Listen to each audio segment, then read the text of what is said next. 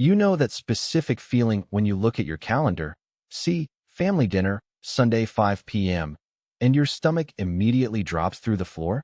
It's not just annoyance. It's a physical heaviness, a distinct dread. Turns out, there is actual, legitimate science behind why some of us would rather wrestle a bear than sit through another Thanksgiving dinner or a casual Sunday lunch. And before you start guilt-tripping yourself, let me be clear about something right off the bat. You are not broken. You aren't a bad person. You are just wired differently, and your biology is reacting to something very real. Look, I love my family. I really do. But if I have to hear Uncle Derek's conspiracy theories about how birds are government drones one more time, I might genuinely fake my own death. And science says that impulse is actually kind of normal. Today, we are going to dive deep into the actual psychology behind why family gatherings feel like emotional obstacle courses. Spoiler alert, your brain is doing some wild gymnastics behind the scenes, and the reasons are way more interesting than just you being antisocial or difficult. First, we have to dismantle the biggest myth out there. Everyone loves to blame introversion for this, right? The common wisdom is, oh, you just need to recharge, you're an introvert. Wrong. Well, partially wrong, but it misses the bigger picture. It is not just about your social battery. It is about who is draining it, and, more importantly, the element of choice. Researchers have found that introverts can actually be total social butterflies when they are around people they genuinely vibe with, people they chose. The problem with family is that it falls under what experts call obligatory socialization. You aren't choosing to be there. You are there because of biology, history, and guilt. Your brain knows the difference between I want to hang out and I must hang out. Now, let's talk about the cost of that fight. Let's talk about masking. And I'm not just talking about neurodivergent folks here. Though if you have ADHD or autism, this is agonizingly real for you. I'm talking about the performance we all put on to survive the day. This is emotional labor. You aren't just sitting there eating mashed potatoes. You are actively managing everyone else's emotions to keep the peace. You are laughing at jokes that aren't funny. You are swallowing your political opinions to avoid a blowout. You are pretending to care deeply about your cousin's new crypto portfolio. Have you ever left a family gathering and felt absolutely shattered, like you just ran a marathon, even though you barely moved from the couch? That is the price of social masking. The part of your brain that handles self-control, the prefrontal cortex, is working overtime. You are essentially running a sophisticated PR campaign for yourself while simultaneously trying to predict everyone else's reactions. It is like playing 4D chess, but the board is on fire and your ant keeps moving the pieces when you aren't looking. If you are someone who masks in daily life, maybe you have anxiety or you're highly sensitive, family gatherings are like playing this game on hard mode. Why? Because these are the people who knew you before you perfected the mask. They remember when you were weird. They remember when you didn't fit in. And a part of you is terrified they will see through the cracks in your armor. That low-level paranoia that you're going to be found out burns through your glucose reserves like nothing else. Then, we have to address the monster in the room. Comparison.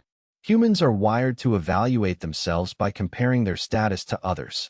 It is an evolutionary survival mechanism. Psychologist Leon Festinger called this social comparison theory. But family gatherings? They aren't just social events. They are comparison festivals. The questions seem innocent, but they are loaded with status checks. How's work? Actually means are you successful yet? Seeing anyone special? Actually means why aren't you married like your sister? You look different means I have opinions about your weight or your hair. Here is the kicker that blew my mind. Studies show that when you feel like you are falling short compared to others, or when you feel socially rejected, it activates the same brain regions associated with physical pain. Your brain literally processes, my cousin bought a house, and I can't afford rent, the same way it processes stubbing your toe. Except the toe pain goes away in a minute. The comparison pain? That marinates. It follows you home. It keeps you up at night staring at the ceiling, replaying the conversation, thinking of what you should have said. And this leads us directly to the issue of boundaries. In your regular life, you have probably worked hard to establish them. You don't answer work emails at 2 a.m. You don't let friends crash on your couch for 3 months. You have systems. But family? Family acts like boundaries are mere suggestions. Invasive questions aren't seen as rude. They are framed as concern. Your privacy isn't respected. It's treated as a betrayal. Why so secretive? Here is the thing. Boundary violations create a massive stress response because they threaten our sense of control. And having agency, having control over our own lives, is one of our fundamental psychological needs. When your mom asks about your dating life for the 15th time after you said you didn't want to talk about it, she isn't just being annoying. She is accidentally triggering your brain's threat detection system. Because when we lose control, we feel unsafe. And to your primitive brain, unsafe equals danger. Your body doesn't know the difference between "Mom won't stop asking invasive questions" and actual threat to my well-being. It just knows the walls are closing in. So what do you do with all this? You can't just divorce your biology, and you might not want to cut off your family. First, give yourself permission to feel what you feel. Dreading family gatherings doesn't make you a villain. It makes you human. It makes you someone who values their own peace. Second, consider going strategic. Stop hoping it will be different this time. That is the definition of insanity. Instead, plan for the reality. Shorter visits. Planned escape routes. The bookend method where you tell them up front, "I can come, but I have to leave by 4 p.m. for a commitment." Having a friend on standby for an emergency text. Booking a hotel instead of staying in your childhood bedroom so you have a sanctuary to retreat to. This isn't avoidance. This is self-preservation. This is survival. And at the end of the day, remember this. You do not owe anyone your mental health. Not even family. Especially not family. Maybe you show up, maybe you don't. Maybe you redefine what family time means for you. Maybe it is coffee with your favorite cousin instead of the whole circus. But whatever you do it consciously. Not out of guilt, obligation, or fear.